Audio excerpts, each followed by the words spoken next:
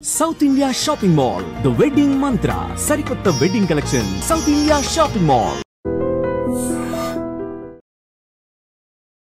నమస్కారం, welcome to I dream.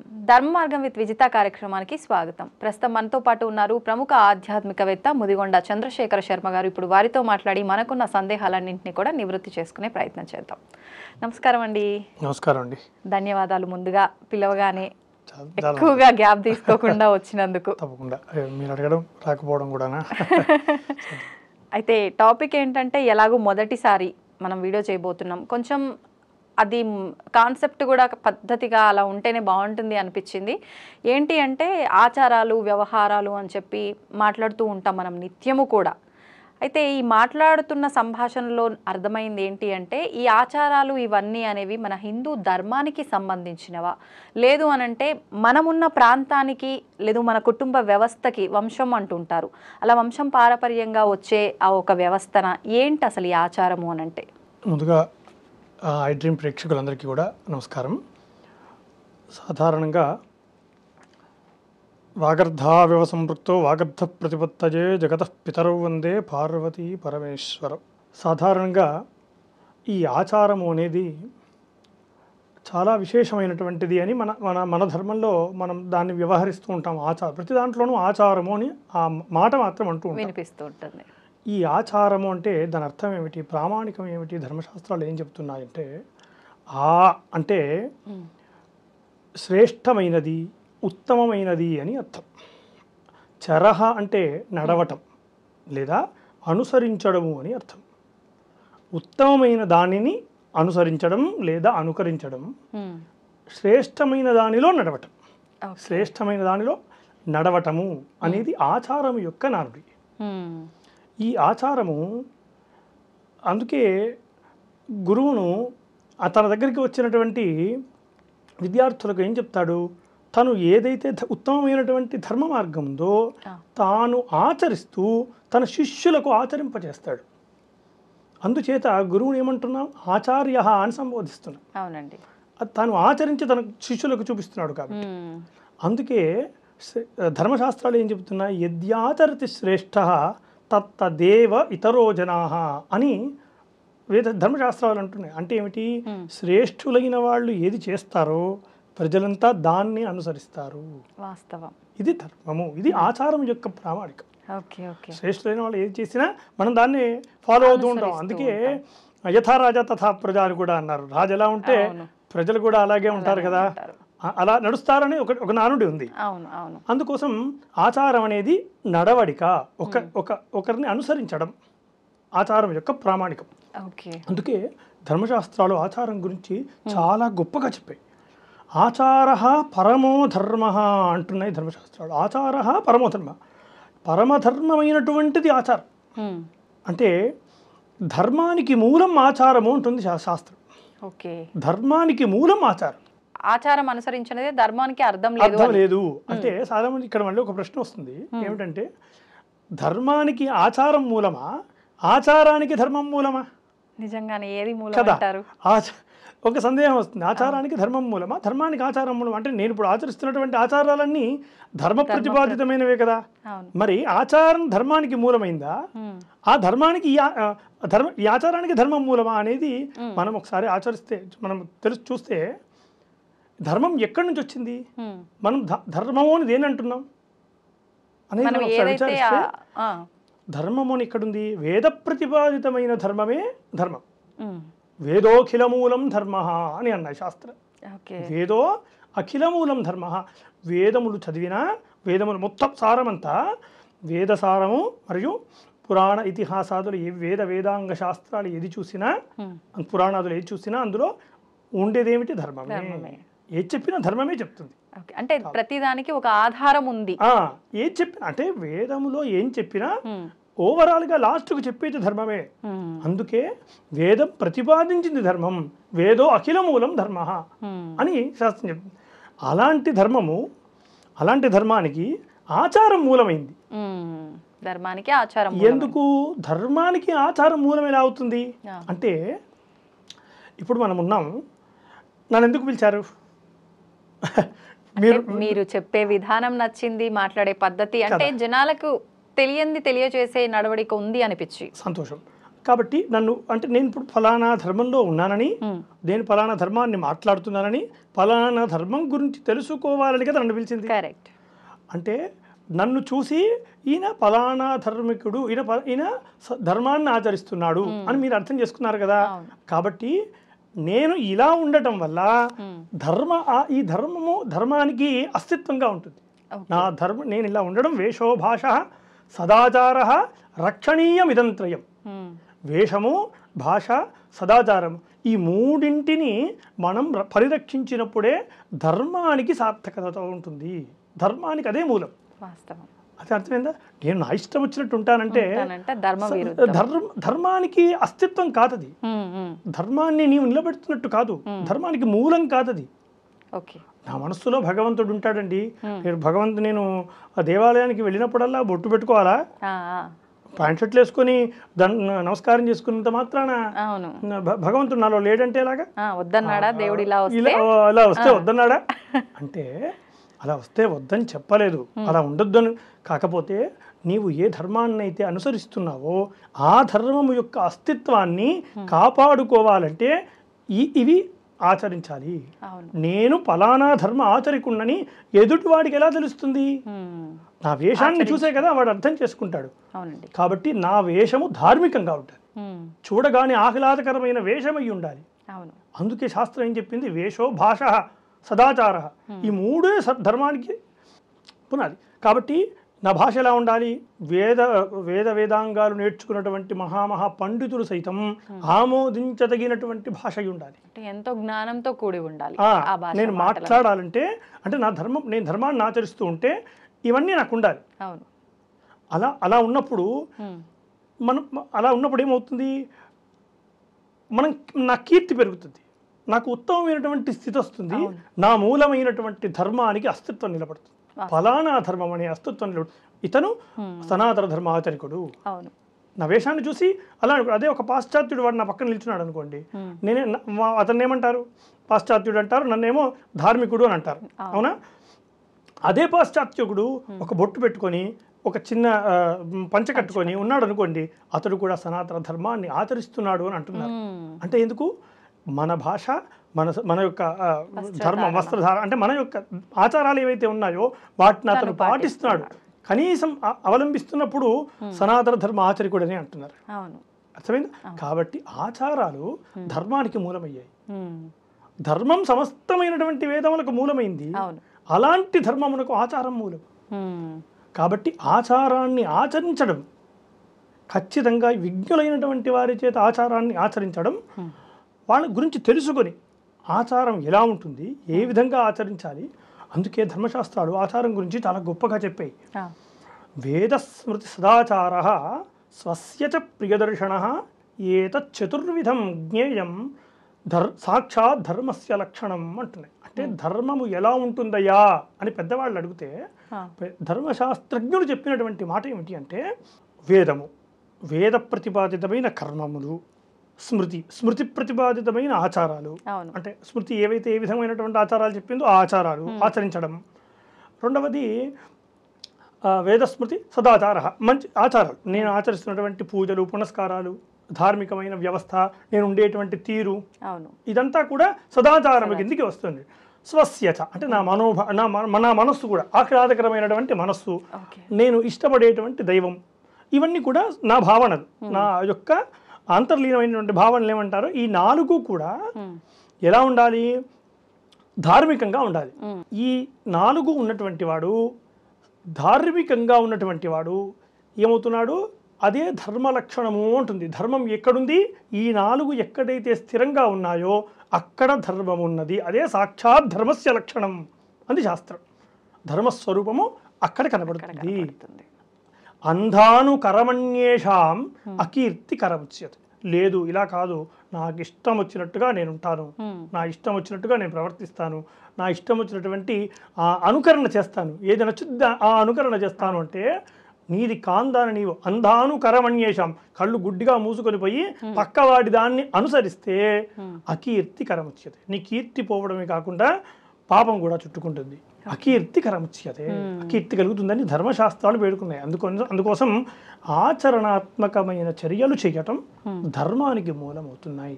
నా ధర్మాన్ని అస్తిత్వం కాపాడుకోవాలంటే ఆచారాలను ఆచరించాలి. అది ఆచారాలు సాక్షాత్తు రాముడు దేవుడు అయినప్పటికీ మానవ రూపంలో ఉన్నందువల్ల ఈ ధార్మికతను అంతా పాటించిండు కాబట్టే విగ్రహ రూపంలో ఉన్న ఆ దేవుణ్ణి ధర్మానికి ప్రతిరూపం అని అంటాం కదా. ధర్మస్వరూపుడై రాముడు ఉన్నాడు కాబట్టి రాముడంతటి వాడే ఆచారాలు ఆచరించారు. అవును, రాముడంతటి వాడు విస్మరించాడు అన్నింటినీ? లేదు కదా. తన యొక్క తనకి ఏ ధర్మాలైతే ఆపాదించారో ఆ ధర్మాలన్నింటినీ ఆచారాలన్నింటినీ పాటించాడు. ఆయనే కదా ఆ మార్గదర్శి. అందుచేత ఆచారాలను పాటించడం ఉత్తమం. ఆచారం యొక్క నానుడు ఇది. అసలు ఆచారం అంటున్నాము, అనుసరించాలి, పాటించాలి అంటున్నాం. ఎన్ని రకాల ఆచారాలు ఉన్నాయి మన హిందూ ధర్మంలో? మంచి ప్రశ్న. ఇది చాలామందికి తెలియాల్సినటువంటి అంశం. మన భారత భూమిలో, భరతఖండంలో అనేక రకాల ఆచారాలు ఉన్నాయి. అంటే ఆచారం అంటే ఏమిటి? మార్గము అని కూడా చెప్పుకోవచ్చు. ఇందాక చెప్పాను కదా, ఉత్తమమైనటువంటి మార్గము అని అర్థం. ఈ ఉత్తమమైనటువంటి మార్గాలు అనేక రకాలుగా ఉన్నాయి. అంటే మన మన మన వైపు వస్తే వేదాన్ని మాత్రమే అధ్యయనం చేస్తూ, వేద సేవన చేస్తూ, వేద పోషణ చేస్తూ, వేదాన్ని పరిరక్షిస్తూ ఉండేటువంటి వాళ్ళని వేదాచారమని, శైవులు అని ఉంటారు, వీరశైవులు, శుద్ధ శైవులు, కాశ్మీర శైవులు అని కాశ్మీరంలో ఉండేవారు. కాశ్మీర శైవులు, కాపాలికులు, నాయికా సాధకులు, అఘోరీలు, వీళ్ళందరూ ఆచరించేటువంటి ఈ ఆచారం ఏదైతే ఉందో దీన్ని శైవాచారము అని అంటారు. శుద్ధ శైవులు, లింగాయతులు అని అంటారు కదా. వీళ్ళందరూ ఆచరించేటువంటి ఆచారాలను శైవాచారము అని. వైష్ణవులు ఉన్నారు కదా, వైష్ణవులు, వైఖానసులు లేదా ఇత్యాది వైష్ణవ సంప్రదాయాన్ని ఆచరించే వాళ్ళందరిది వైష్ణవాచారం అని. ఇది ఇట్లాగా ఒక్కొక్క రకమైన ఆచారాలు ఉన్నాయి. మరి భృత్యాచారమని, సమయాచారమని, వామాచారమని, కౌలాచారమని, సిద్ధాంతాచారమని, చీని, మహాచీని, శంబరాచారమని, ఇలా అనేక రకాల ఆచారాలు ఉన్నాయి. మనము ప్రస్తుతం మనం ఇప్పుడు ఆచరిస్తున్నటువంటి ఆచారాన్ని దక్షిణాచారము అని అంటారు. సాధారణంగా ఇప్పుడు హిందువులంతా ఒక్కటే, మన హిందూ ధర్మము అందరినీ ఏకత్రాటి పైన నిలబెట్టడమే మన హిందూ ధర్మం గొప్పతనం అంటాము.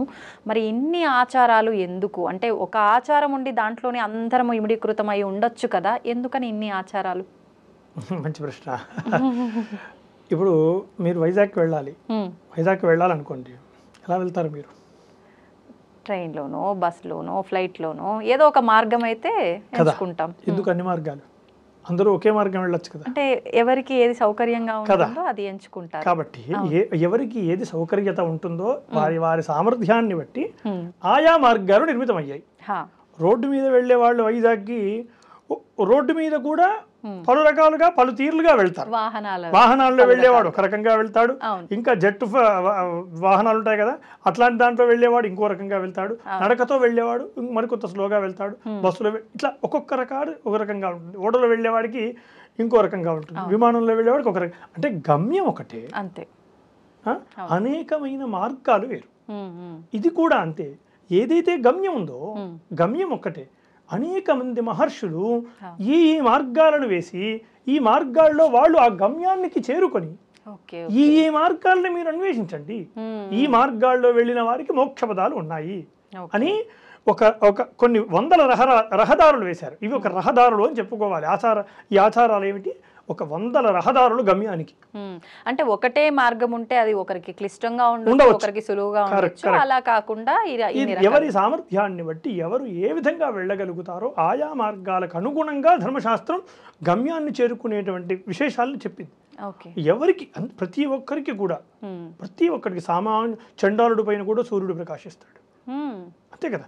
సూర్యుడు ప్రకాశం అందరిపైన ఉంటుంది, అందరిపైన. కాబట్టి అందరికీ మోక్ష మార్గం, అందరికీ గమ్యాన్ని చేరుకునేటువంటి సులభమైన మార్గాలు అందరికీ వేశారు. అలాంటి ఆచారాల్లో మనది దక్షిణాచారము అంటాం. మనది మంత్ర విధానంగా ప్రసిద్ధి చెందింది. మంత్రముతో ముందుగా సదాచారం అంటే ఏమిటి? పూజలు చేసుకోవటం, ఉదయాన్నే లేవటం, ఉదయం లేచిన దగ్గర నుండి మరలా పడుకునేంత వరకు ప్రతిదానికి ప్రామాణికం ఉంది. దంతధావనానికి కూడా ప్రామాణికాలు ఉన్నాయి, స్నానం చేసేదానికి కూడా ప్రామాణికాలు ఉన్నాయి. ఎలాంటి వస్త్రాలు వేసుకోవాలి, ఎలాంటి బొట్టు పెట్టుకోవాలి, బొట్టుకు కూడా ఏ విధమైనటువంటి మంత్రాలు చేసుకోవాలి, ఈ షోడశ కర్మలు పుట్టినప్పటి నుండి జాతకర్మ నుండి అంత్యేష్టి వరకు ఈ 16 కర్మలు ఏవైతే ఉన్నాయో ఇవన్నీ కర్మలు మనం ఆచరిస్తున్నటువంటి విధానాలు, అర్చనా విధులు, హోమ యజ్ఞ ఉత్సవాదులు, ఇట్లాంటి కార్యక్రమాలు ఏవైతే మనం చేస్తున్నామో ఇదంతా కూడా దక్షిణాచారము, సదాచారము. దీన్నే సదాచారం. దంతధావనం దగ్గర నుంచి కూడా అదొక ఆచారమే. ప్రతి ఒక్కటి దంతధావనం నిద్ర లేచిన దగ్గర నుండి, నిద్ర లేవక ముందు నుండి కూడా, నిద్ర లేస్తున్నామని అంటే కూడా సంకల్పం చెప్పు, అంటే నామస్మరణ చేసుకోమని, చూడగానే కరాక్టే వసతే లక్ష్మి అని మనం అరచేతిని చూసుకొని ఇట్లాంటి, అంటే ప్రతి ఒక్క దానికి మనం చేస్తున్న ప్రతి పనికి కూడా ఒక ప్రామాణికత ఉంది. ఇది మనం చేసామంటూ కాదు, సదాచారంలో ప్రతిదానికి ఒక ప్రామాణిక ఉంది. ఆ ప్రామాణికానికి అనుగుణంగా ఈ మంత్ర విధానంతో ప్రసిద్ధి చెందింది దక్షిణాచారము. మనం ఆచరిస్తున్న ఆచారము మంత్ర విధానంగా ప్రసిద్ధి చెందింది. తంత్రానికి ప్రాధాన్యత లేకుండా మంత్ర విధానంతో ప్రసిద్ధి చెందింది. అందులో వామాచారం అని ఇంకొక ఆచారం ఉంటుంది. ఈ వామాచారం ఏమిటి? తంత్ర విధానంగా ప్రసిద్ధి చెందింది. వామాచారం తంత్ర విధానంగా ప్రసిద్ధి చెందితే ఇది మంత్ర విధానం. రెండవది ఇంకా ఈ వామాచారంలో ఇంకోటి అంటారు రహస్యాచారము అంటారు. వామాచారాన్ని గుప్తమైనటువంటి ఆచారం, చాలా గుప్తమైన, హైడెన్ అండ్ అది గుప్తమైనటువంటి ఆచారము వామాచారం. అది ఎవరు ఆచరిస్తారు అలా అంటే గుప్తంగా? గుప్తాచారం ఉన్నారు, వామాచారాలను ఆచరించే వాళ్ళు చాలా మంది ఉన్నారు. అది రహస్యపూర్వకంగా ఆచరించేటువంటిది అని అర్థం. అంటే నలుగురికి తెలిసేటట్టుగా ఉండకూడదు, దాంట్లో చేసేవన్నీ ఉండకూడదు. కౌళాచారాలు ఉన్నాయి, కౌళాచారము, సమయాచారాలు అని 2 ఆచారాలు ఉన్నాయి. ఈ 2 ఆచారాలు అది ఒక PhD లెవెల్ స్థాయి అని చెప్పుకోవచ్చు. మనం ఇప్పుడు 1st క్లాస్ నుంచి 5th క్లాస్ వరకు చదువుకుంటున్నటువంటి స్టూడెంట్స్ అనుకోండి, ఇప్పుడు మనం ఆచరిస్తున్నటువంటి ఆచారాలన్నీ కూడా కౌళ సమయాచారాలు PhD స్థాయి.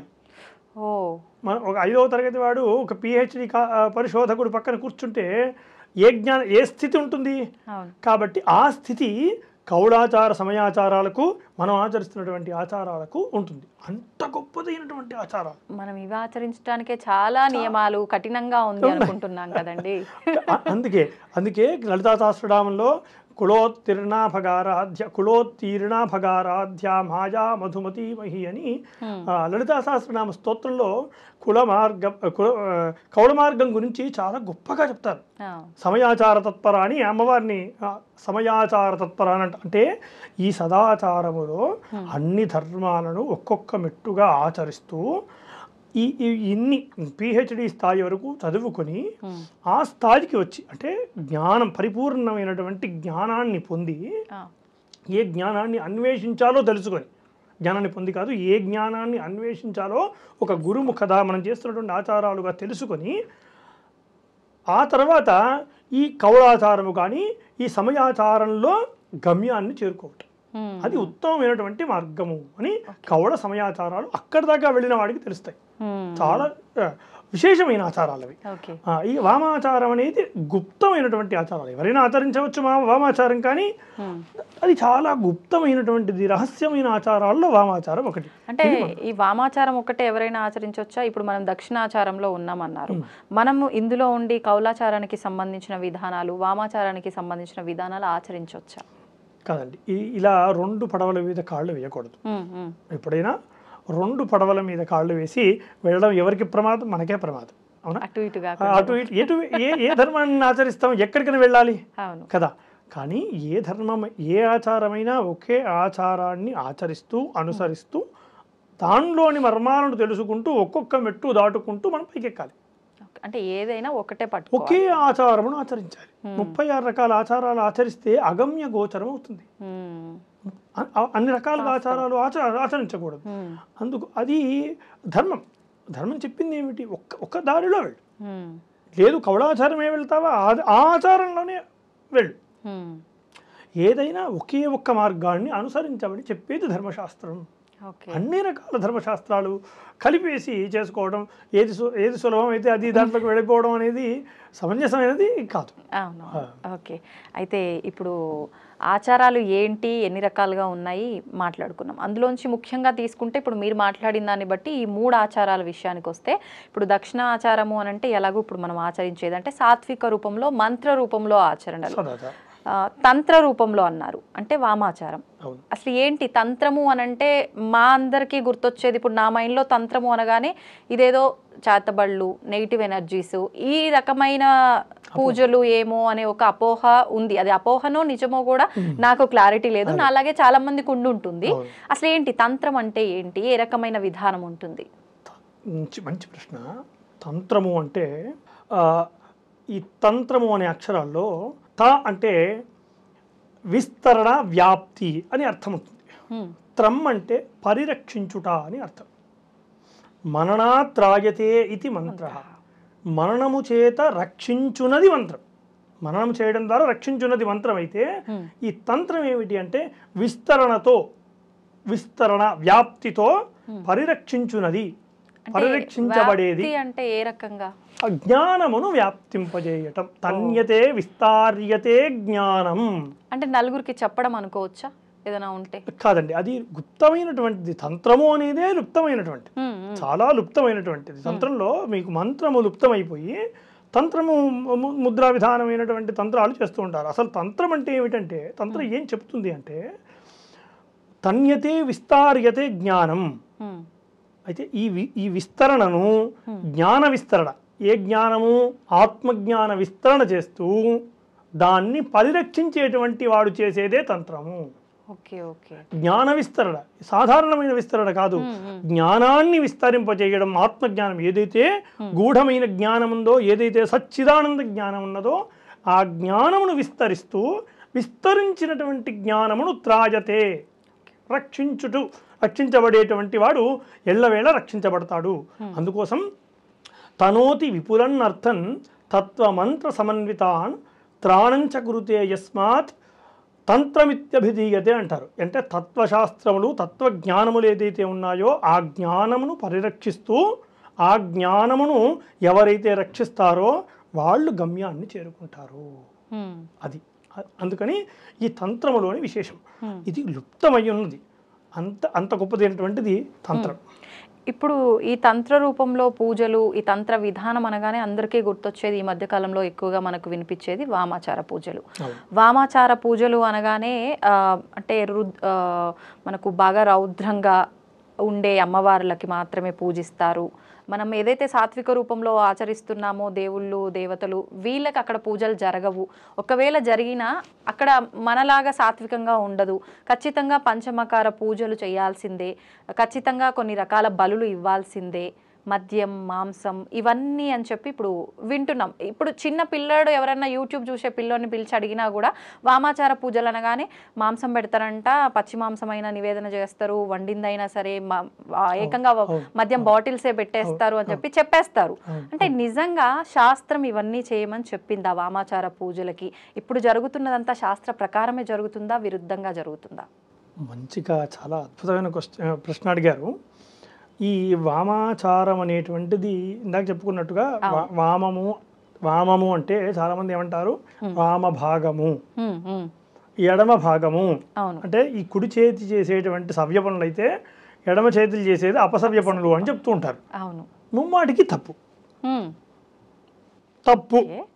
అంటే ఏమిటి మరి? నిజమేమిటి అంటే, వాస్తవం ఏమిటి అంటే వామము అంటే శుభము అని అర్థం. వామము అంటే శుభము, శుభాచారము. వామము అంటే గుప్తము, కనబడుతున్నటువంటి పదార్థంతో కనబడుతున్నటువంటి విషయం కాకుండా గూఢార్థాలతో అన్వేషించమని చెప్పేదే వామాచారం. విశేషమైన జ్ఞానం ఉండాలి, అందుకే దాన్ని రహస్యాచారము అన్నారు. వామము అంటే రహస్యము అని అర్థం కూడా ఉంది. వామో మార్గో పరమగహన యోగినామప్యగమ్యం.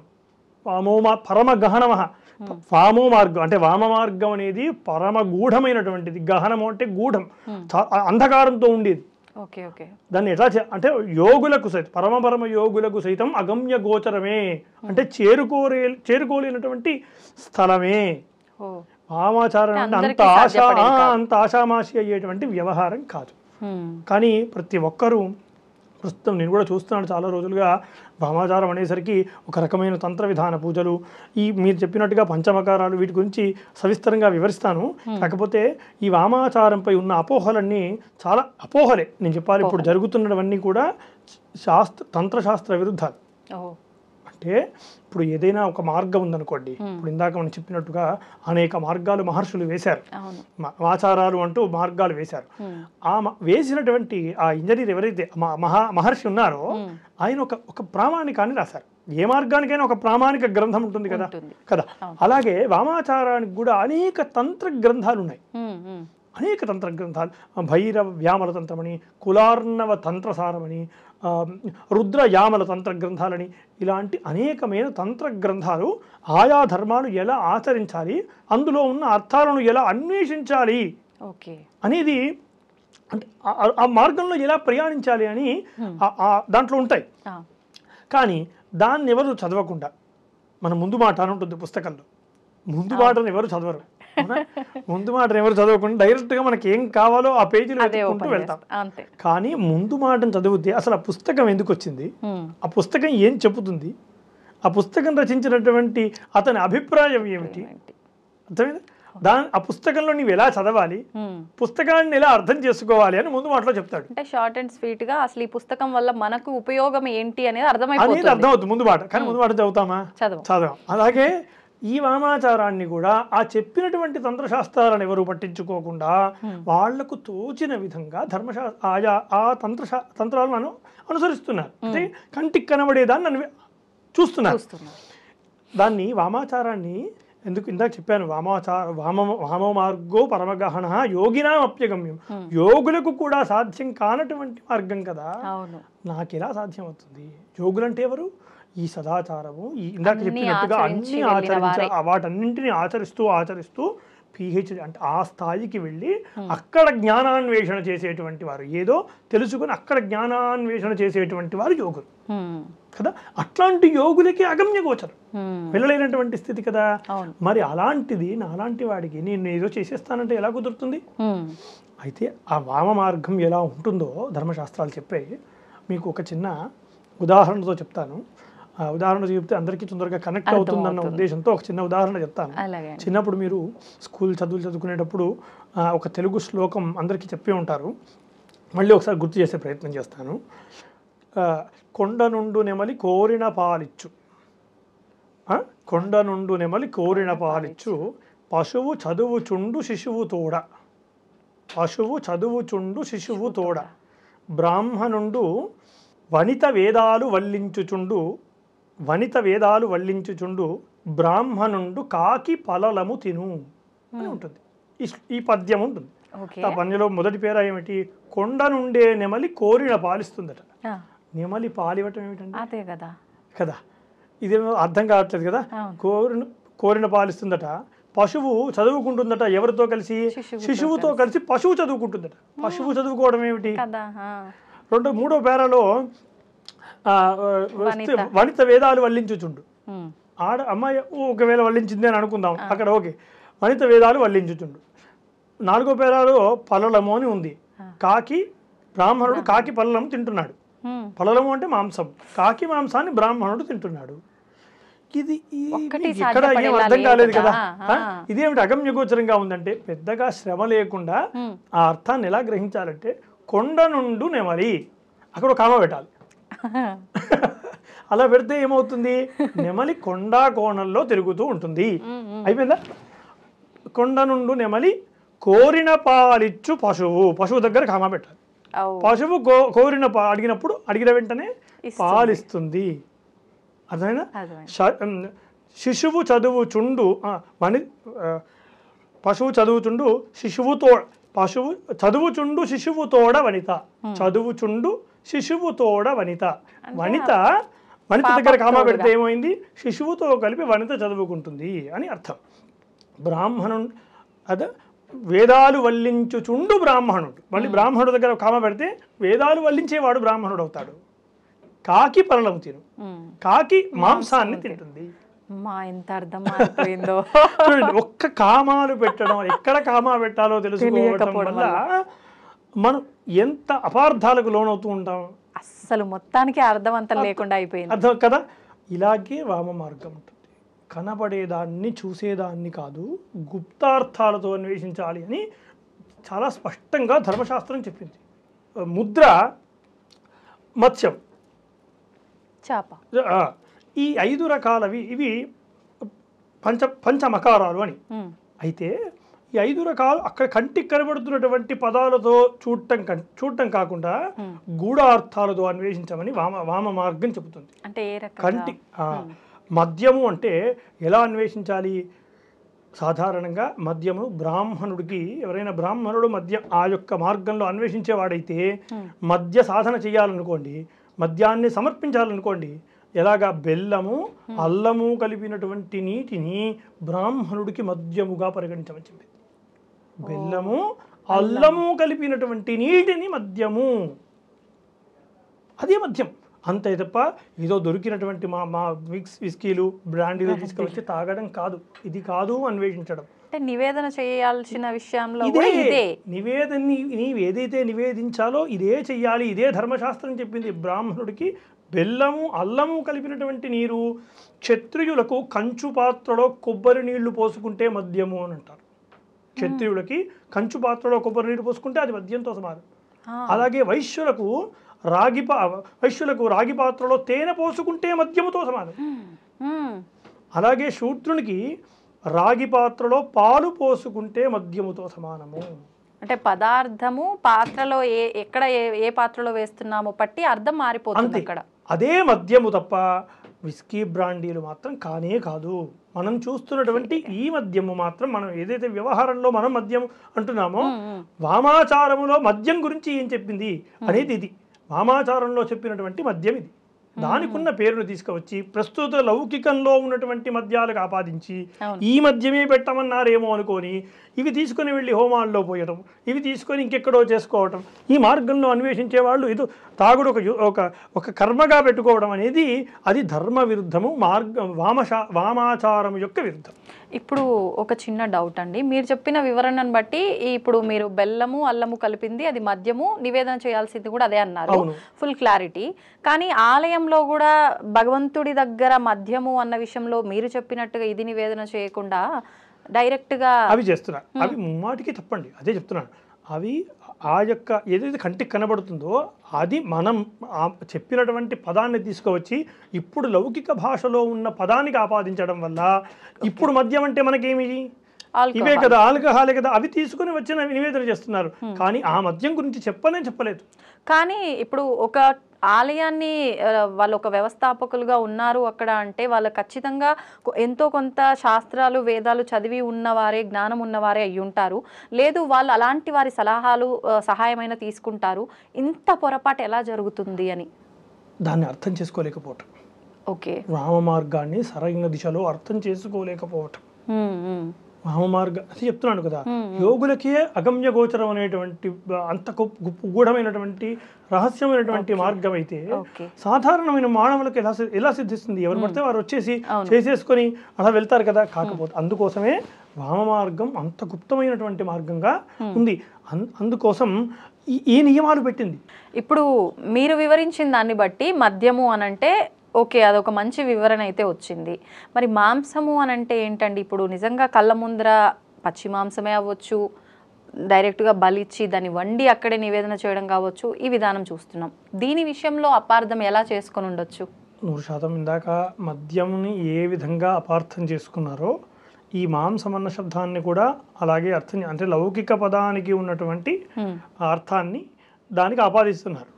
అయితే తంత్రశాస్త్రాలు చాలా చాలా విషయంగా చెప్తాయి, ఏవైనా చెప్తాయి. దాన్ని అర్థం చేసుకోలేని తత్వం మనది. సరైన గురువు దాన్ని వివరణ తెలుసుకొని దాన్ని ఆచరించడం అది యోగులకు మాత్రమే సాధ్యం. అది అర్థం చేసుకోలేకపోవడం అని ఇది.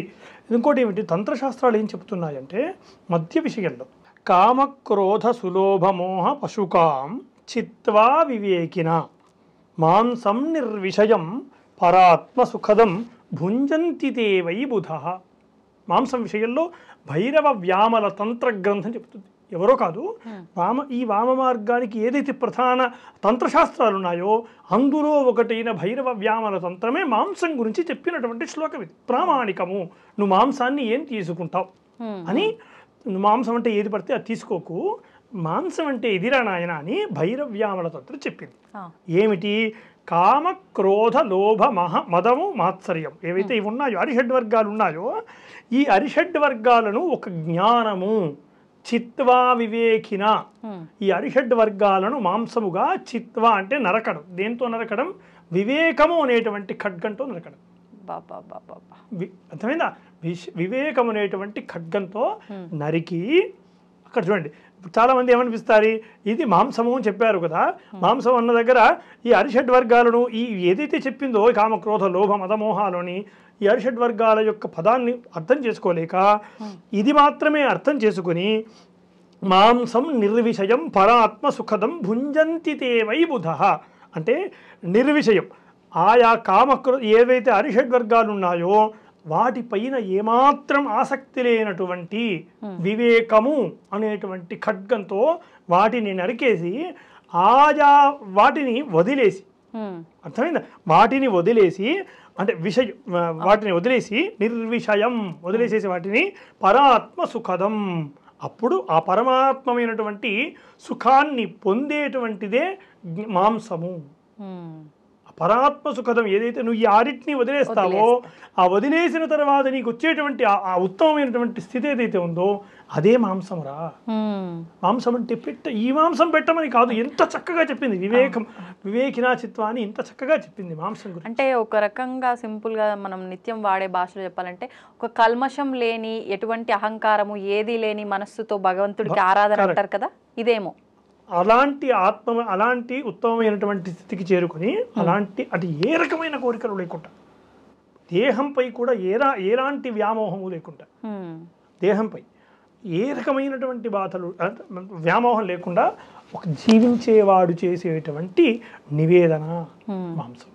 అలాంటి వాడు ఆత్మజ్ఞానాన్ని అన్వేషించడంలో చేసేటువంటి నివేదన అని అన్నారు తప్ప మాంసం అంటే ఏదో ఓ పశువుల్ని తీసుకుని వచ్చి నరకడం కాదు, అది మాంసం కాదు. మాంసానికి ఇంత చక్కగా శాస్త్రం చెప్పింది, మాంసానికి ఇంత చక్కగా ఆయా ధర్మశాస్త్రాలు చెప్పాయి, తంత్రశాస్త్రాలు చెప్పినవి. ఇవేవో నా నోటికి వచ్చినటువంటి నేను చెప్తున్నది కాదు, సాక్షాత్తు ఆ తంత్రశాస్త్రాలు చెప్పినటువంటి విధానాలు. దీన్ని అన్వేషించకుండా ఈ పదాన్ని చూసుకొని అన్వేషించడం మూర్ఖం. ఇప్పుడు ఒక మాట అంట, మీరేం అనుకోవద్దు. ఇప్పుడు ఇది శాస్త్ర ప్రకారంగా పలానా ఏదైతే దానికి సంబంధించిన మూల గ్రంథం ఉందో అందులో ఉండింది. ఎవరైనా ఇప్పుడు మీరు చెప్పినట్టుగా కాకుండా ఇప్పుడు మేము అపార్థం చేసుకుంటున్నట్టుగా ఆచరించే వ్యక్తులు వచ్చి నువ్వు ఇది ప్రూవ్ చేయగలవా అంటే మీరు ప్రూవ్ చేయగలరా? ముమ్మాటికి అది సంస్కృతం. అది సంస్కృతంలో ఒక పదానికి నానా అర్థాలు ఉంటాయి, ఒకటే పదానికి ఒక అక్షరానికే నానా అర్థాలు ఉంటాయి. నానా అర్థాల్లో అది ఒక్క పదం మాత్రమే కాకుండా మొత్తం శ్లోక వివరణ. అందుకే సంస్కృతం దేవ భాష అయింది. సంస్కృతం ఎంత చక్కగా చెప్తుంటే ఒక్క శ్లోకంలో పూర్తిగా మనం చేసే కర్మ మొత్తాన్ని చెప్పగలిగే సామర్థ్యం ఒక్క సంస్కృత భాషకు మాత్రమే సొంతం. అన్నింటికి చెప్పడానికి కుదరదు. ఒకే ఒక్క శ్లోకంలో మనం ఏం చెయ్యాలో ఎక్కడికి వెళ్ళాలో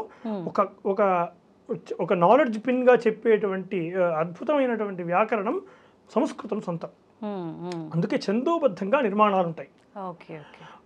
ఒక దగ్గర మాంసం వచ్చింది కదా అని ఆ మాంసం పదాన్ని మాత్రమే తీసుకొని నాకు ఇష్టం వచ్చినట్టుగా అర్థం చేసుకోవడం కాదు, దానికి ముందు వెనక ఉన్నటువంటి వాటిని కూడా ఎందుకోసం ఈ మాంసం అన్న శబ్దాన్ని వాడారు అనేది అర్థం చేసుకొని దానికి అనుగుణంగా వెళ్ళగలిగినటువంటి వాడే యోగ్యుడు.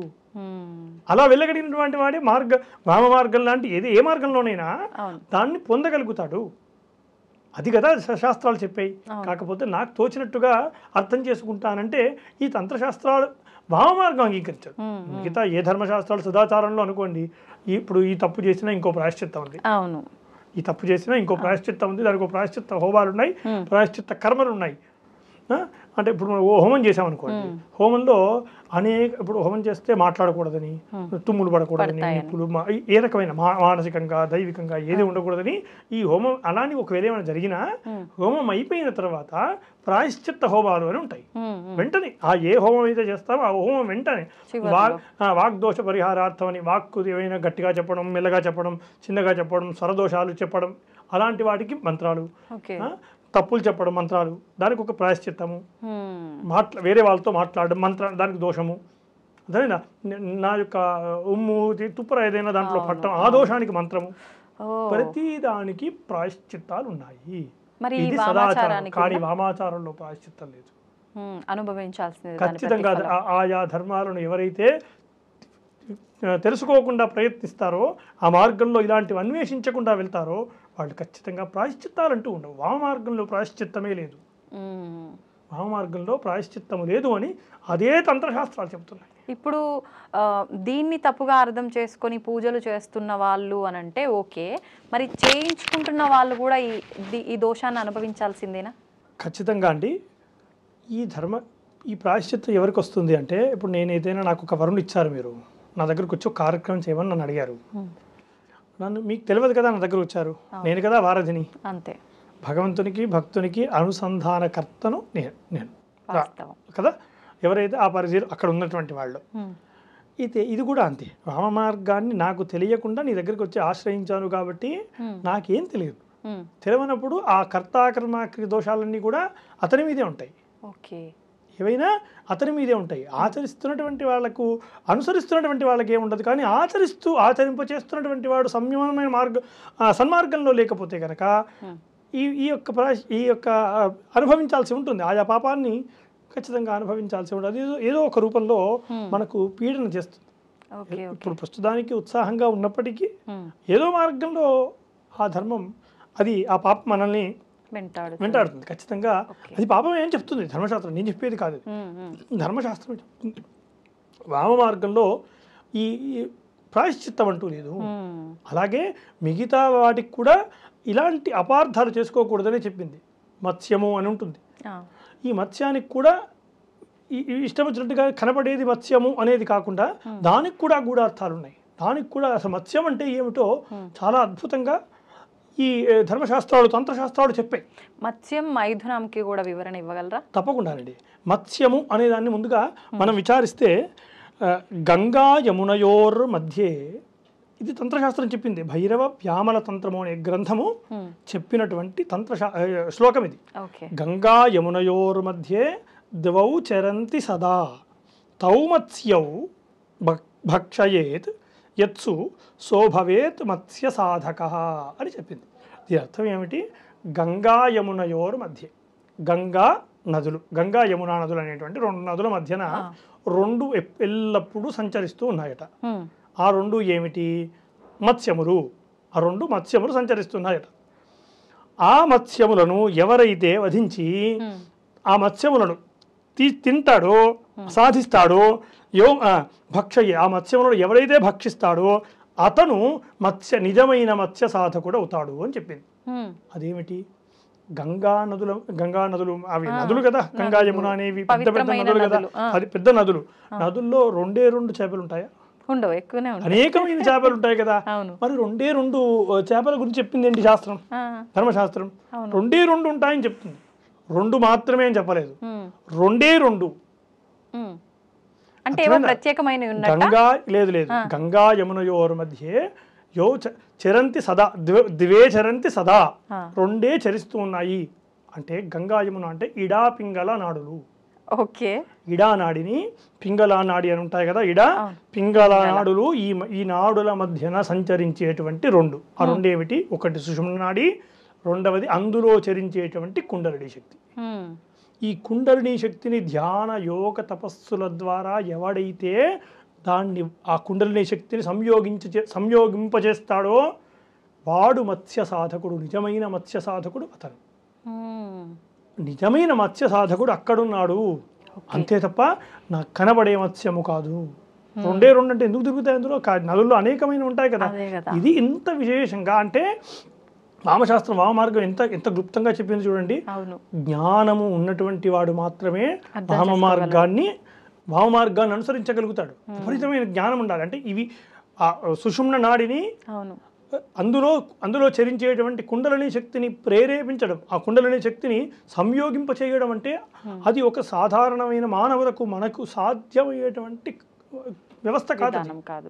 మీరు ఇందాక అన్నట్టుగా సంస్కృతంలో ఒక అక్షరానికే ఎన్నో రకాల వివరణ ఉంటది అన్నట్టు ఈ మత్స్యం గురించి చెప్పిన తర్వాత నిజంగా ఇది వాస్తవం అని. ఇది వాస్తవం, ఇది 100% వాస్తవం. ఇంకా ఇదే మత్స్యం గురించి ఇదే తంత్రశాస్త్రం, మరో తంత్రశాస్త్రం ఇదే మత్స్యం గురించి ఇంకొక అనేక రకాల తంత్రశాస్త్రాలు ఉన్నాయని చెప్పుకున్నాం కదా.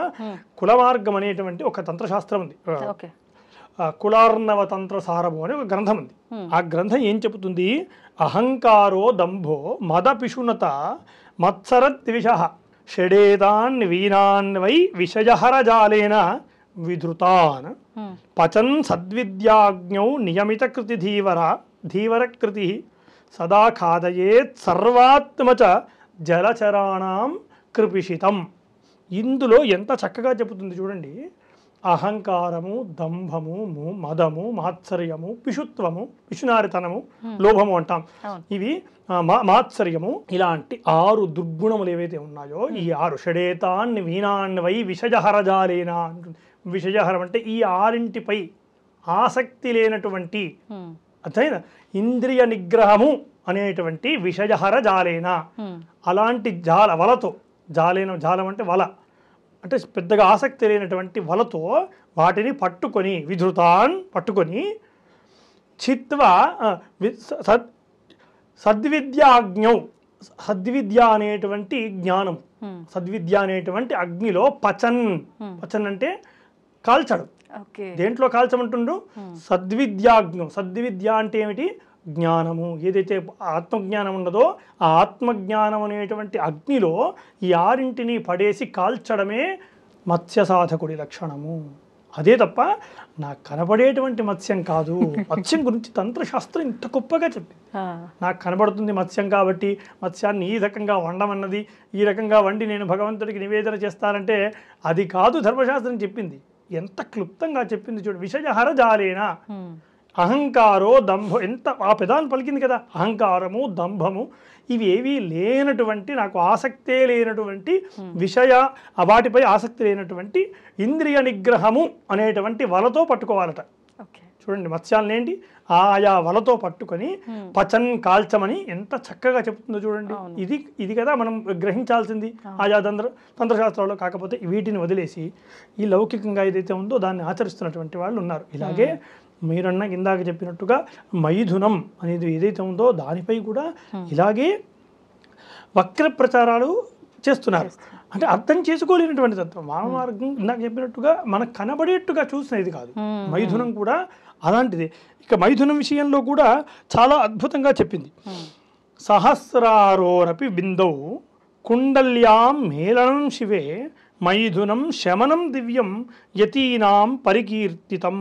అంటే ఈ మైథునం అంటే ఏమిటి? సహస్రార చక్రంలో ఏదైతే సహస్రార చక్రం ఉంటుందో ఆ సహస్రార చక్రంలో మూలాధార చక్రం నుండి నిదానంగా కుండలిని శక్తిని సంయోగింపచేస్తూ ఒక్కొక్క చక్రాన్ని సంయోగింపచేస్తూ ఆ సంయోగించేస్తున్నట్టు ఆ సహస్రార చక్రంలో శైవశక్తి ఉంటుంది, శివశక్తి ఉంటుంది.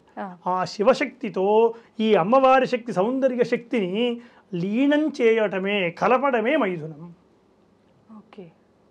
అంతే తప్ప మైథునం అంటే మరేదో శారీరకమైనటువంటి వ్యవస్థ కాదు. అది ముమ్మాటికి తప్ప అర్థం చేసుకోలేనటువంటి తత్వం. అంటే కుండలిని శక్తిని సంయోగింపజేసినటువంటి వాడే మైథునము అని చెప్తుంది.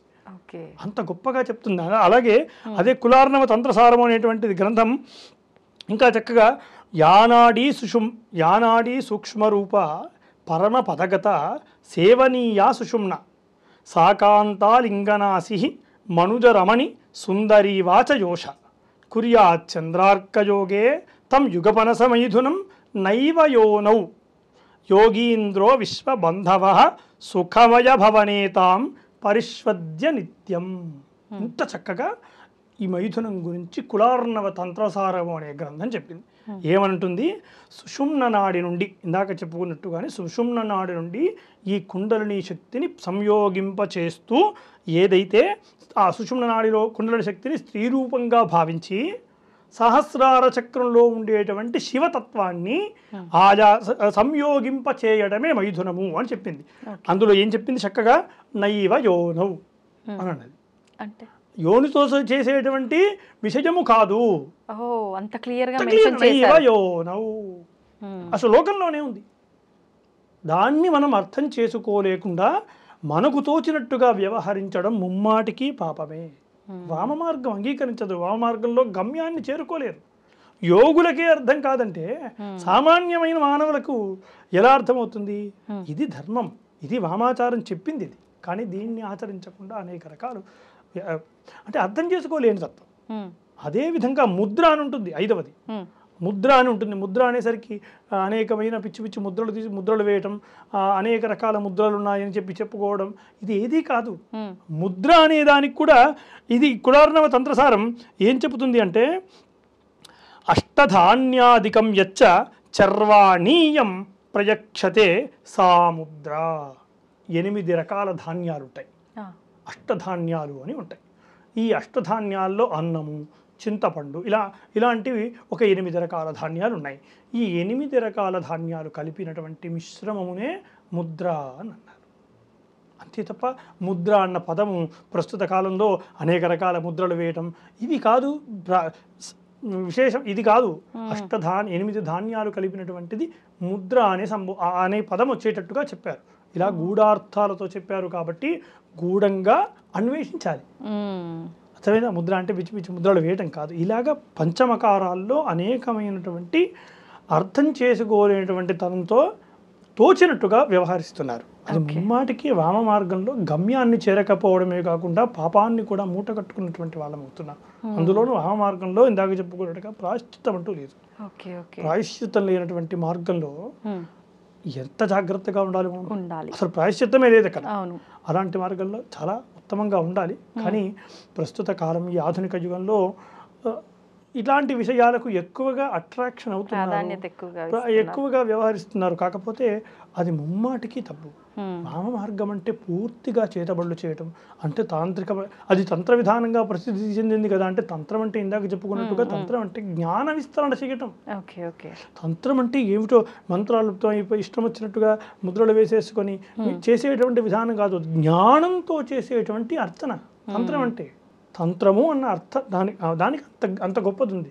కానీ ఈ వామ మార్గం అనేసరికి భూత ప్రేత పిశాచాదులు, ఈ చేతబళ్ళు ఇవన్నీ చేస్తారనేటువంటి అపోహ ఇది పూర్తిగా అపోహ. అంటే అర్థం చేసుకోలేనటువంటి తత్వం. పూర్తిగా అర్థం చేసుకున్నటువంటి వాడు మనతో ఈ విధంగా మాట్లాడరు. వామ మార్గం గురించి అర్థం చేసుకొని దాన్ని అన్వేషించేవాడు అసలు ఈ లౌకికమైనటువంటి విషయాల్లో ఎందుకు ఉంటాడు? ఈ లౌకికమైనటువంటి విషయాలు ఎందుకు చర్చిస్తారు? కానీ వామ మార్గంలో మేము అనుసరిస్తున్నాం, మిమ్మల్ని కూడా తరింపజేస్తామనేటువంటి వాళ్ళు ఎవరైతే ఈ వామ మార్గాన్ని అనుసరిస్తున్నారో ముమ్మాటికి ఇప్పుడు ప్రస్తుతం జరుగుతున్నటువంటి వ్యవస్థ అంతా కూడా అర్థం చేసుకోలేని తత్వం. అంతే, అర్థం చేసుకోలేకపోవటం. ఇప్పుడు పంచమకారాల వివరణ అయితే చాలా చక్కగా ఇచ్చారు. మరి ఈ వామాచారంలో పంచబలులు ఉన్నాయి అంటారు. అంటే అవసరమైతే నరబలి, దున్నపోతు అని రకరకాలుగా ఇలా ఒక 5 రకాల బళ్ళు ఉన్నాయంటారు. అంటే ఇది కూడా అర్థం చేసుకోలేని తత్వం వల్లే ఈ పోకడ నడుస్తోందా? ఎలా? ముమ్మాటికి అదే. అసలు బలులు కానీ ఇట్లాంటి వ్యవస్థ కానీ చేతబడుల అంశాలు కానీ ఈ నరబలు లాంటి ఏదైతే ఏ బలులు కూడా ఏ రకమైన బలులు ఏ రకమైనటువంటి అధర్మ కర్మలను వామ మార్గం చెప్పలేదు. ఏ రకమైన చిన్న చిన్న జీవహింసను కూడా చేయొద్దని చెప్పింది. వామ మార్గంలో ఉన్నటువంటి వాళ్ళు అంత గొప్పగా ఉండాలని చెప్పింది. చిన్న చిన్న జీవహింసలు కూడా చేయొద్దని. అట్లాంటిది ఇన్ని రకాల బడులను ఎందుకు ప్రోత్సహిస్తుంది వామ మార్గం? దాన్ని అర్థం చేసుకోలేకపోవటం. అర్థం చేసుకోలేక మిగతా ఆచారాల్లో ఉన్న వాటిని వేరే వేరే ఆచారాల్లో ఉన్న వాటిని తీసుకొని వచ్చి ఈ వామాచారంలో ఆపాదింపచేయటం, ఇది వామాచారం ఏమో అనేటువంటి కల్పితం చేయడం, భ్రమలను సృష్టించేటువంటి వ్యవస్థ చేస్తున్నారు. కానీ ముమ్మాటికి వామ మార్గము అలాంటివి ప్రోత్సహించదు. వామ మార్గంలో అవేవీ లేవు. అంటే ఎవరైనా ఆచరించవచ్చు ఒకవేళ ఆచరించాలి అనుకున్న వాళ్ళు, కానీ ఈ ఆచరణ అదే అండి. ఇప్పుడు నేను ఏదైతే చెప్పాను, ఈ రకమైన ఆచరణ ఎవరు చేయగలరు? ఉత్తమమైన యోగ్యులైన జ్ఞానులు మాత్రమే చేయగలరు. దానిపై అవగాహన ఉండి ఎలా అన్వేషించాలో తెలుసుకున్నటువంటి వాడు మాత్రమే కదా చేయగలడు. అలాంటి వాళ్ళు నిస్సంకోచకంగా చేయొచ్చు, అసలు అభ్యంతరం లేకుండా చేయొచ్చు. అలాంటి వాళ్ళు ఒకవేళ చేసేవాళ్ళు ఈ లౌకిక జీవనంలో ఉండరు. వామ మార్గాన్ని అనుసరించేటువంటి వారు లౌకిక జీవనంలోనే అంటే ఉంటారు. వాళ్ళు కంప్లీట్ ఇంకా ఎలా అంటే మనం ఈ సినిమాల్లో చూసినట్టు నెలలకు నెలలు సంవత్సరాలకు సంవత్సరాలు ఒక ఉపాసన దీక్ష తీసుకొని ఉన్న వాళ్ళు మాత్రమే చేయగలుగుతారేమో ఇది. 100% అండి. అందులో కూడా ఇక్కడ మనకి ఇంకొక విషయం చెప్పుకోవాలి. సిద్ధిత్రయము అని 3 ఉంటాయి. ఈ సిద్ధిత్రయం అంటే ఏమిటి? మంత్రము, మంత్రసిద్ధి, కామ్యసిద్ధి, మంత్రసిద్ధి, మాతృసిద్ధి అని 3 ఉంటాయి. ఈ కామ్యసిద్ధి అంటే ఏమిటి? మన యొక్క కోరికలు సిద్ధింప చేసుకోవటం. ఎవరితో కోరికలు సిద్ధింప చేసుకుంటున్నాం? మనంతట మనం భగవంతుడి దగ్గరికి వెళ్ళి చేసుకుంటున్నాం. మనం కామ్యసిద్ధి కావడం కోసం కొన్ని కర్మలను ఆచరిస్తున్నాం. అంటే ఇప్పుడు ఒక సంతానం కావడం కోసం సంతాన గణపతి హోమం, ఏమంటే వ్రతాలు, ఇవన్నీ ఎవరితో చేయిస్తున్నాం? పురోహితుడితో చేయిస్తున్నాం. అంటే పురోహితుడు ఆల్రెడీ ఆ మంత్రాన్ని సిద్ధింప చేసుకుని ఉన్నాడు కాబట్టి ఆ మంత్రసిద్ధి అయినటువంటి ఆ బ్రాహ్మణుడిని కూర్చోబెట్టి, వారధిగా కూర్చోబెట్టి, అయ్యా నా కామ్యముల నిమిత్తం నీవు చెయ్యు అని చెప్తాం కదా. ఇది ముఖ్యంగా ఈ కామ్యసిద్ధి కోసం మనం 1 గంట 2 గంటల పాటు ఆ మంత్రసిద్ధి ఉన్నటువంటి వాడిని కూర్చోబెట్టి చేయిస్తాం. కానీ మరి మంత్రసిద్ధి రావాలంటే అతను ఉపనయన సంస్కారమైన నాటి నుండి వేదమంత్రాన్ని అధ్యయనం చేస్తూ అనేక సంవత్సరాల పాటు ఆ మంత్రాన్ని జపం చేస్తూ ఆ మంత్రాన్ని సిద్ధి పొందాలి. అనేక సార్లు సిద్ధి పొంది ఉదయం మధ్యాహ్నం సాయంత్రం త్రికాల సంధ్యావందనాలు ఆయనకు ఆపాదించినటువంటి మంత్రం ఏదైతే నిలబడుతుందో నీ దగ్గర, మంత్రశక్తి ఏదైతే వస్తుందో ఆ మంత్రసిద్ధి కొరకు నీవు చేయాల్సిన అన్ని కర్మలను ఈ బ్రహ్మచర్యంలో చేయిస్తారు. అర్థమైందా? అలా మంత్రసిద్ధి పొందినటువంటి వాడి చేత మనం కర్మలు చేసుకుంటున్నాం. ఆ మంత్రసిద్ధి ఆయనకు ఊరికే వచ్చిందా? లేదు కదా. మనం కామ్యం వచ్చేసినట్టుగా మంత్రసిద్ధి రాలేదు కదా. ఆ మంత్రం సిద్ధించాలంటే అన్ని సంవత్సరాల పాటు ఆయన శ్రమించాల్సి ఉంటుంది. అలాగే ఇంకా బీజాక్షర మంత్రాలని, లౌకిక మంత్రాలని కొన్ని మంత్రాలు ఉంటాయి. దేవతల మన మంత్రాలు తీసుకుని ఉంటాం. దక్షిణామూర్తి మంత్రాలని, ఓం పంచాక్షరి మంత్రాలని, నారాయణ షడ మంత్రాలని తీసుకుంటూ ఉంటాం కదా. ఇవన్నీ కూడా మంత్రసిద్ధి కావాలి అంటే ఆ మంత్రానికంటూ కొన్ని లక్షల సార్లు జపం చేయాలి అని ఉంటుంది. అక్షర లక్ష జపం చేస్తే మంత్రసిద్ధి జరుగుతుంది. అక్షర లక్ష జపం చేస్తే మంత్రసిద్ధి. అంటే ఒక అక్షరము 1,00,000 సార్లు, అలా ఒక అక్షరము 1,00,000 సార్లు జపం చేయడం. అంటే ఇప్పుడు గాయత్రి మంత్రం ఉంది, 24 అక్షరాలతో చెందింది. 24 లక్షల జపం చేస్తే కానీ మంత్రసిద్ధి కాదు. దాదాపు ఎన్ని రోజులు పడుతుంది కదా? ఎన్ని రోజులు పడుతుంది? అతను బ్రహ్మచర్యం నుండి రోజు కొన్ని చేసుకుంటూ వస్తే తప్ప తనకు ఉత్తమమైన ఏదైతే స్థితి వస్తుందో అప్పుడు కానీ మంత్రం సిద్ధించదు. అప్పుడు మనం వెళ్ళి అతనితో కామ్యం చేయించుకోవడం వల్ల నా కామ్యములు సిద్ధిస్తున్నాయి. వెంటనే సిద్ధించట్లా. మంత్రసిద్ధి కలిగినటువంటి వాడి చేత కామ్యసిద్ధిని చేయించుకుంటున్నాం. అంటే మన కోరిక నెరవేరట్లేదు చేసిన పూజలు చేయంగా అంటే ఇక్కడ మన సైడ్ నుంచి ఏమైనా మిస్టేక్ కర్మ ఉండొచ్చు. చేసే అతని స్థితిని బట్టి కూడా ఉంటుంది. అతని స్థితి కూడా మంత్రసిద్ధి సమానంగా ఉండాలి. ఇప్పుడు మనం వెంటనే కామ్యం కావాలి కదా అని చెప్పేసి మనం ఒకరి దగ్గరికి వెళ్ళి మంత్రాన్ని తెచ్చేసుకొని ఆ మంత్రాన్ని వెంటనే అక్షర లక్ష జపం చేయాలంటే మనం సారిపోదు కదా. ఎన్ని సంవత్సరాలు జపం చేయాల్సి వస్తుంది? కొన్ని 100 సార్లు అక్షర లక్ష జపం చేయాలంటే కొన్ని సంవత్సరాలు పడుతుంది. అవునా? ఇది మంత్రసిద్ధి వరకు అయితే మాతృసిద్ధి అని ఉంటుంది. 3వది మాతృసిద్ధి అంటే అమ్మవారు సిద్ధించడం. ఏదైతే ఆ మూలం దేవత ఉందో ఆ దేవత సిద్ధించడం. అక్షర కోటి జపం చేస్తే మాతృసిద్ధి కలుగుతుంది. కోటి జపం, అక్షర కోటి అంటే ఇప్పుడు గాయత్రి మంత్రమే ఉంది. గాయత్రి అమ్మవారి సిద్ధి కావాలంటే ఉదాహరణ గాయత్రి మంత్రమే తీసుకుందాం. ఉదాహరణకు అక్షర కోటి జపం చేయాలనుకోండి. నేను రోజు ఉదయం సాయంకాలం రోజు నా జీవితం మొత్తంలో 7 సంవత్సరాల వయస్సు నుండి ఉపనయన సంస్కారమైన నాటి నుండి రోజు 20,000 జప సంఖ్య చేయాలనుకున్నాను. అంతకుమించి ఎక్కువ చేయలేను. ఎందుకంటే గంటకు 1000 సార్లు మాత్రమే చేయగలను. అంటే 24 గంటల్లో 4 గంటలు నిద్రపోయినా 20 గంటలు మాత్రం జపం చేసుకున్నా 20,000 సంఖ్య అవుతుంది. అలా నాకు మాత్రం సిద్ధించాలంటే 50 సంవత్సరాలు 60 సంవత్సరాలు 70 సంవత్సరాల కాలానికి సిద్ధిస్తుంది. అలా సిద్ధి పొందినటువంటి వారునే సిద్ధ పురుషుడు అంటారు. సిద్ధ యోగి పురుషులు అంటే ఊరికే వచ్చేసి పేరు పెట్టుకున్నంత మాత్రం అది ఆ సిద్ధత్వం రాదు. ఆ సిద్ధి యొక్క స్థితికి ఉండే యోగ్యత అది. అంటే నువ్వు 50 సంవత్సరాలు నిరంతరం తపస్సుతోటే ఉండడం చేత 20 గంటలు రోజుకి 20 గంటలు జపం చేసి తపస్సులో ఉండడం చేత మాతృసిద్ధి కలుగుతుంది. ఎప్పటికీ 60 సంవత్సరాలు కలుగుతుంది. మరి కొన్నిసార్లు చాలా వయసు తక్కువగా ఉండి అన్ని వేదాలు చదివి అంత ఇలాంటివన్నీ చేసి సిద్ధి పొందారు అని చెప్పి అంటూ ఉంటారు. అది అంటే కొన్నిసార్లు ఈ సందర్భాల్లో గత జన్మలో వారు ఇలా చేస్తున్న ప్రాసెస్ లో వెళ్ళి నెక్స్ట్ జన్మ వస్తుందా? 100% అండి. పుణ్యము అంతా మన పాపం ఎలా వస్తుందో మనం చేసుకున్న పుణ్యం కూడా మనతో పాటు వస్తుంది. ఆగామి కర్మలు అని ఉంటాయి. కానీ ఇది చాలా రేర్ గా కదా ఇలా గత జన్మలో చాలా రేర్ గా ఆదిశంకరాచార్యుల వారు ఉన్నారు. వారికి వెంటనే 7 సంవత్సరాల వయస్సులోనే అంటే అంత స్థితి వచ్చింది. అంటే వారికి అద్భుతం ఏమిటి, వారు గత జన్మలో కూడా ఎన్నో, ఇప్పుడు మనం ఏదైనా ఒక ఉత్తమమైన కళ వచ్చింది అనుకోండి, చిన్న వయసులోనే వస్తే పూర్వజన్మ సుకృతం రా అంటారు. అవునా? అవును, వాస్తవం. పూర్వజన్మ సుకృతమే, పూర్వజన్మ శ్రమ, పూర్వజన్మలో క్షమించినటువంటి శ్రమ మనకు ఆ జన్మలో దక్కక ఇంకో జన్మలో అది ఒక రూపంలో మనకు ఆపాదించబడుతుంది. అర్థమైందా? అలాగే ఈ మాతృసిద్ధి అనేది కొన్ని సంవత్సరాలు చేస్తే గానీ లభించినటువంటి ఈ సిద్ధి వెంటనే మనం పేర్ల ముందు పెట్టేసుకుంటే సాధ్యం కాదు. ఈ సిద్ధి అనేది అంత సిద్ధి ఉంటుంది.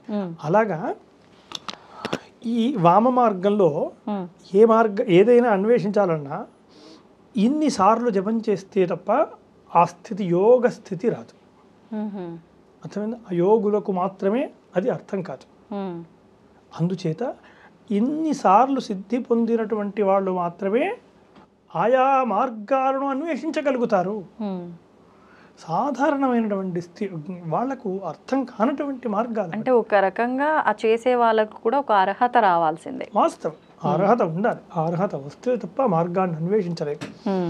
మనకు తోచిన లౌకికమైనటువంటి విధానాలు మనకు తోచిన విధంగా చేసుకోవడం కాదు. ధర్మశాస్త్రాలు ఏం చెప్తున్నాయి దానికి అనుగుణంగా వెళ్తే చాలా తొందరగా వెళ్తాం గమ్యస్థానానికి.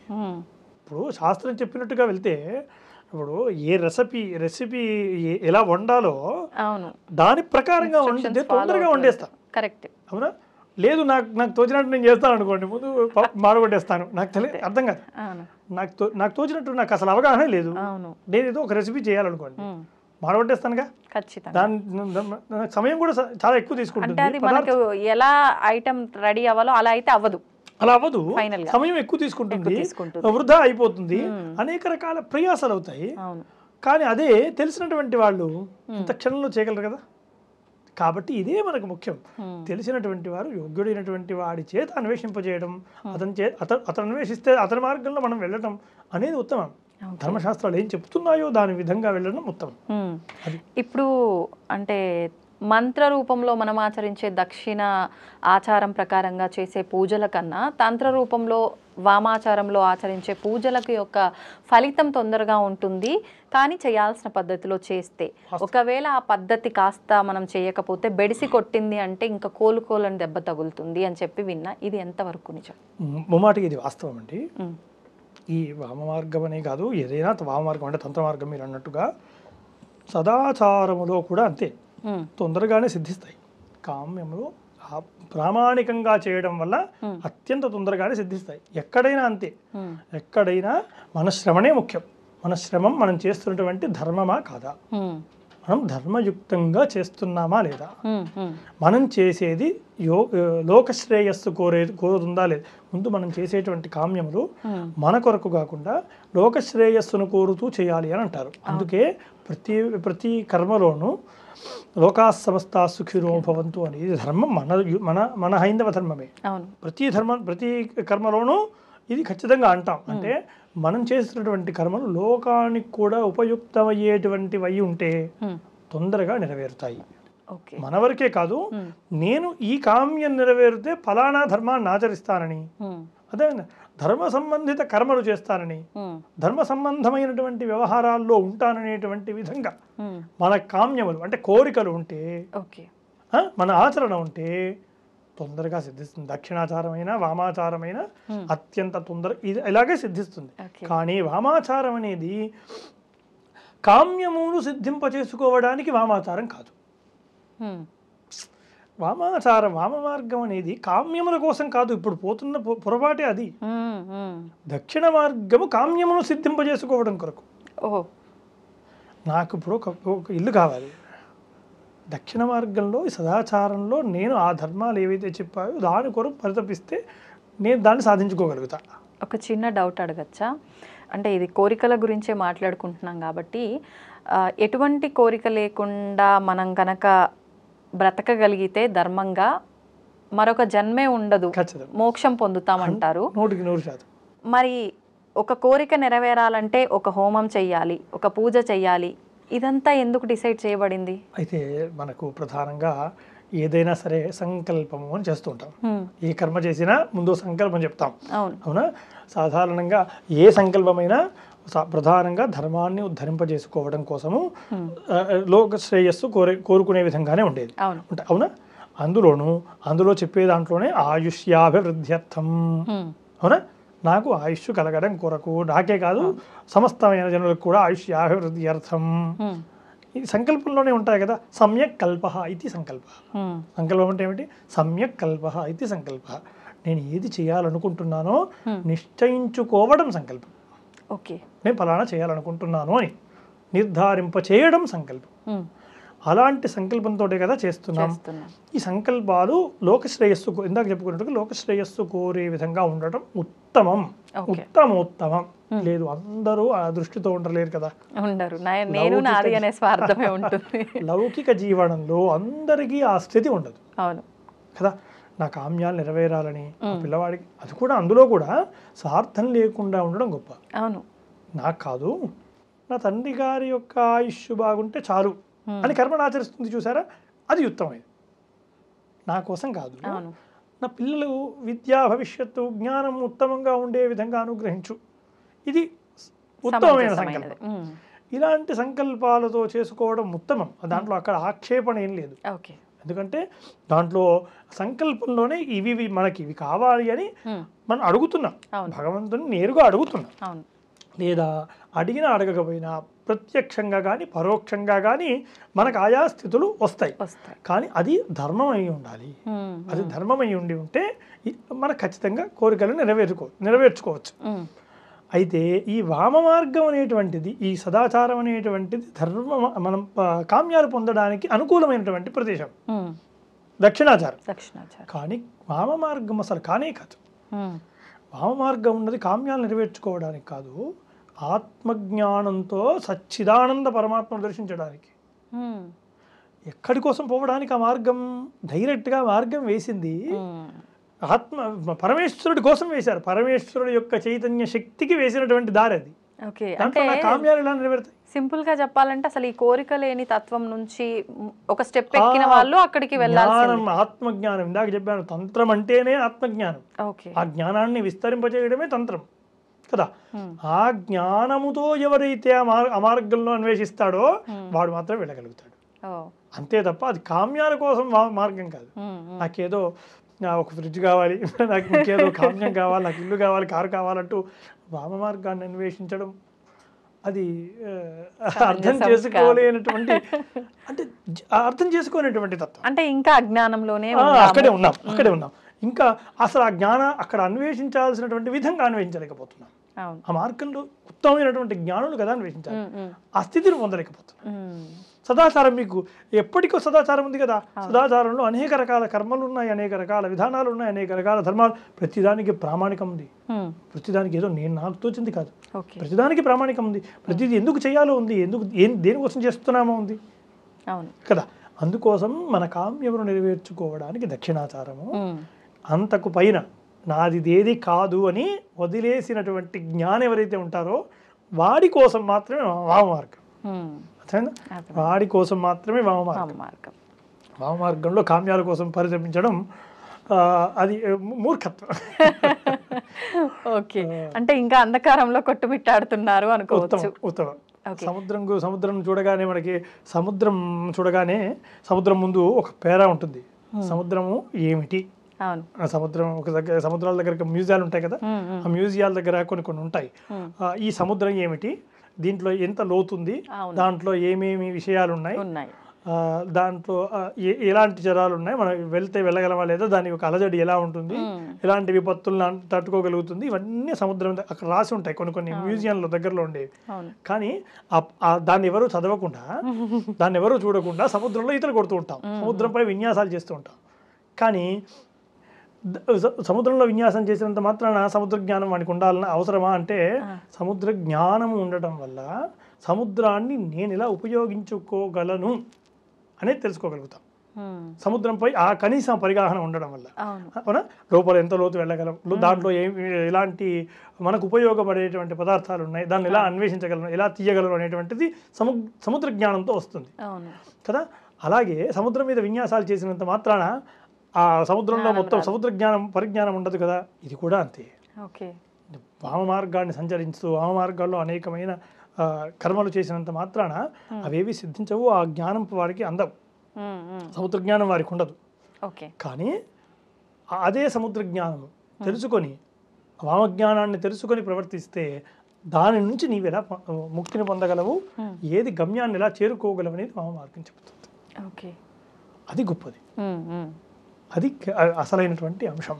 ఓకే, ఒక చిన్న డౌట్, అంటే మన హిందూ ధర్మం ప్రకారంగా తీసుకుంటే మనకెంతో జ్ఞానాన్ని సింపుల్గా మనకు ఒక సాక్ష్యాలతో సహా ప్రతిదానికి ప్రూఫ్ ఉండి మనం నిత్యం ఏ రకంగా ఉండాలి ఏంటి అనేది, ఒక గమ్యాన్ని ఎలా చేరుకోవాలి అనే ఒక జ్ఞానాన్ని అందించే ఒక గ్రంథం అని చెప్పుకుంటే, మంచిని ఎవరైతే ఎక్కువగా, అంటే ఇప్పుడు ఉన్న పరిస్థితుల్లో ప్రతి ఒక్కరూ చెప్పే విషయం ఏంటి అంటే, మంచిగా ఉన్న వాళ్ళకి ధర్మ ప్రకారంగా వెళ్ళిన వాళ్ళకే ఎక్కువగా కష్టాలు ఉంటాయి.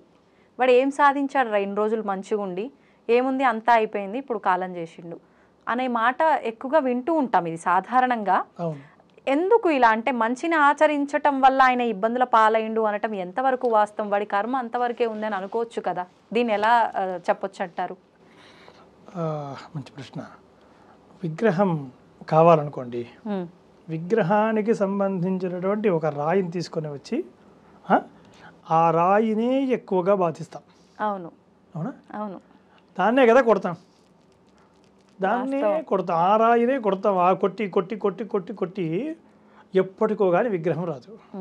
విగ్రహం వచ్చిన తర్వాత ఏం చూస్తాం? అప్పుడు రాయనం ఆ బాధ అంతా పోయి అందులో దైవత్వాన్ని చూస్తాం. బొమ్మగా ఉన్నటువంటి ఆ రూపము గర్భాలయంలోకి వెళ్ళి తేజోమూర్తిగా ప్రకాశిస్తుంది. అంటే వెంటనే దెబ్బలు, ఆ ఎన్ని దెబ్బలైతే తిన్నాడో ఆ దెబ్బలు గర్భాలయంలోకి వెళ్ళేసరికి మోక్ష ప్రాప్తి పొందింది ఆ రాయికి. అవును, ఇక్కడ కూడా ఎవడైతే ఎక్కువగా కష్టపడుతున్నాడు, కష్టాలు ఎక్కువగా అనుభవిస్తున్నాడంటే భగవంతుడు నిన్ను అంతగా చెక్కుతున్నాడు అని అర్థం. నిన్ను ఒక శిల్పంలా చెక్కడం కొరగా నీపై అన్ని ఒత్తిళ్ళు వేస్తున్నాడు. నువ్వు ఇక్కడే భయపడి వెళ్ళిపోతే విగ్రహం పరిపూర్ణం కాదు. అర్థమైందా?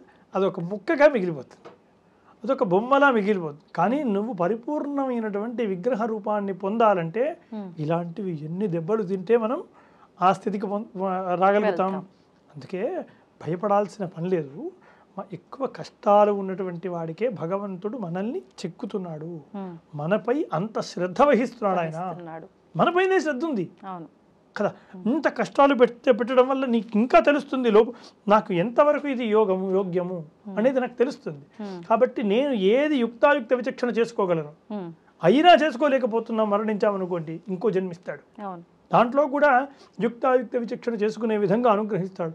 అత్యంత త్వరలో ఈ కష్టాలు పడ్డటువంటి వాళ్ళకి అత్యంత త్వరలో మోక్షం అనుగ్రహింపజేస్తాడు. నీ గమ్యం అది.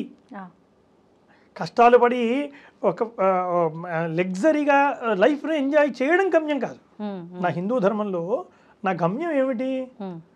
ఈ జన్మ మళ్ళీ ఇంకో జన్మ రావడం గమ్యం కాదు, ఇంకో జన్మ ఉత్తమంగా రావడం గమ్యం కాదు, లగ్జరీ లైఫ్ను పొందడం నా గమ్యం కాదు. నా గమ్యము జన్మరాహిత్యం కదా. నా ధర్మము యొక్క గమ్యము జన్మరాహిత్యం. కాబట్టి ఆ జన్మరాహిత్యం కోసం నిన్ను తయారు చేస్తాడు. ఇది ఒక్కటి గుర్తు పెట్టుకుంటే ఏ కష్టం కూడా కష్టంలా అనిపించదు. అందుకోసం చెక్కలు అన్నిటికీ ఇదే ప్రమాణికం. ఒక మంచి ఉత్తమమైనటువంటి చెక్క బొమ్మ రావాలంటే కూడా ఇలాగే దాన్ని కాల్చాలి ముందు, అనేక రకాల దాన్నే ఎక్కువ ఇబ్బంది పెట్టాలి. ఇంకో చక్కెర పెట్టొచ్చు కదా అంటే ఇంకో చక్కెర మామూలుగా కాలుతుంది, దానికి ఇంకా టైం ఉంది, దాని కర్మను వదిలించుకోవడానికి. కాదండి, మామూలు చెక్కలు ఉన్నాయి, మామూలు చెక్కలు పొయ్యిలో కాలిపోతాయి. అవును, దానికి పెద్దగా గుర్తింపు ఏమి ఉండదు. కానీ అదే కాళీ ఒక బొమ్మగా, ఒక శిల్పంగా, ఒక వస్తువుగా మారుతుంది చూసారా, దానికి ఉపయోగం, దాని కదా మనం విలువిస్తాం. అవునా? అందుచేత విలువ దేనికుంటే ఎప్పుడు వస్తుంది? అన్ని దెబ్బలు తిన్న తర్వాతే వస్తుంది. ఇది ధర్మం. ఇప్పుడు మీరు ఇది అన్న తర్వాత నాకు ఇంకొకటి అడగాలనిపించింది. చెక్క ఉదాహరణ చెప్పిన తర్వాత, ఇప్పుడు ఈ చెక్కగా ఉన్న ఒక 2 రకాల, అంటే సమిధలు అనంటే మనం ఒక రకంగా ఈ చెక్కలు దాంట్లో ఉపయోగించే పదార్థాలన్నీ తీసుకుంటాం, హోమంలో ఉపయోగించేవి. అంటే కొన్నేమో అలా మనం పడవబడేసి ఉంటాయి, కొన్ని మనం ఇంట్లో పొయ్యిలోకి వాడతాము, కానీ కొన్ని ప్రత్యేకమైనవి మాత్రమే హోమంలో వాడతాం. అంటే ఇక్కడికి దాని కర్మ ఒక రకంగా తొలగిపోయింది, అది వస్తువులా ఉన్న, పదార్థంలా ఉన్న, ఈ రకంగా అది భగవంతుడికి సేవలో ఒక రకంగా ఆయనకు సంబంధించిన దాంట్లో ఉపయోగపడింది అనుకోవచ్చా? 100% అలాగే అనుకోవాలి. 100% మనం పక్కకు పడేసినంత మాత్రాన అది నిర్వినియోగం కాదు, నిర్వియోగం అనుకోవద్దు. దాని ఉపయోగం ఏదో ఒక రోజు ఉంటుంది. అర్థమైందా? ఈ రోజు రాలేదనుకోండి, వదిలేస్తామా? ఆ వస్తువుని ఇంకో రోజు మనం వాడుకుంటాం కదా. ఖచ్చితంగా ఈ రోజే వాడాలని కాదు కదా. కొత్త బట్టలు కొనుక్కున్నాం, ఈ రోజే వేసుకో, ఇంకో రోజు కూడా వేసుకుంటాం కదా. వెంటనే అన్ని వస్తువులు అన్నీ వేసేసుకోం కదా. ఒక రోజు అంటూ వస్తుంది దానికి, అది దానికి సుదినం. ఎప్పుడైతే అది ఉపయోగించబడుతుందో, ఆ ఉపయోగం దేనికి ఉపయోగించబడుతుంది? ఉత్తమంగా ఉపయోగించబడుతుందా లేదా మామూలుగా ఉపయోగించబడుతుందా అనేది మనం అక్కడ విచారించాల్సినటువంటి అంశం. ఉత్తమంగా ఉపయోగించడం అంటే ఏమిటి? అది పరులకు ఉపయోగపడటం, లేదు మామూలుగా కాలిపోవటం. మామూలుగా అదే యజ్ఞ సమిధ కాలిపోయింది అనుకోండి, హవిస్సుగా వెళ్ళిపోతుంది. అదే సమిధ ఒక మూర్తిగా అయ్యిందనుకోండి, ఉత్సవంలో ఊరేగిస్తారు. అర్థమైంది? అందుకోసం దాని వినియోగం అనేది కూడా ఉత్తమంగా ఉండటం యోగ్యం. ఎప్పటికోప్పటికి ప్రతిదాన్ని ఉపయోగించాల్సిందే, ప్రతిదీ లయం అవ్వాల్సిందే. సృష్టించబడినది ప్రతిదీ లయం అవ్వాల్సిందే. సంతోషం అండి, చాలా అద్భుతమైన వివరణ ఇచ్చారు, నిజంగా ధన్యవాదాలు. చాలా సంతోషం. తవ్వుతున్న శివలింగం సరే, దాన్ని అట్లా కప్పేసేయండి, చూపించదండి. మూర్తి పూజ కాదు, సాక్షాత్ బ్రజేంద్ర నందన భగవాన్ ఉన్నారు మూర్తిలో. ఏమీ ఆశించకుండా ఆరాధించే వాళ్ళు కూడా ఉన్నారా ప్రభుజీ? నిజమైన భక్తి అంటే మనకు తెలియదు కాబట్టి.